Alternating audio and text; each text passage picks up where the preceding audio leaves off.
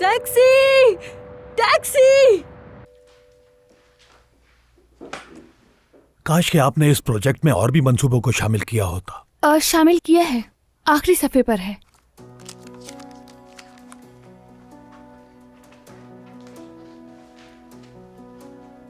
हिसाब बिल्कुल ठीक है? जी हाँ, मैंने खुद चेक किया है। उफ। फिक्र न करिए शरीफ साहब, हम तैयार हैं। ये ऑक्शन भी हम ही जीतेंगे, देखिएगा। मुझे कोई शक नहीं, लेकिन अगर मोहतात रहा जाए तो ज्यादा बेहतर है। कोई मसला नहीं होगा।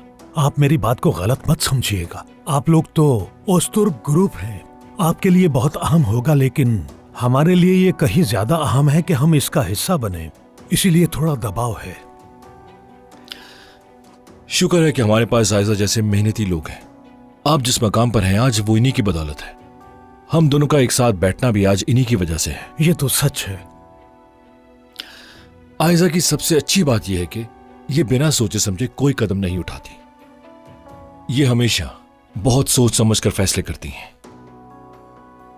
किसी भी मंसूबे में कोई भी चीज चाहे कितनी ही खूबसूरत क्यों ना लगे, ये तब तक सेटिस्फाई नहीं होती जब तक पूरी रिसर्च न कर लें। इसीलिए हमारी प्लानिंग मजबूत होती है।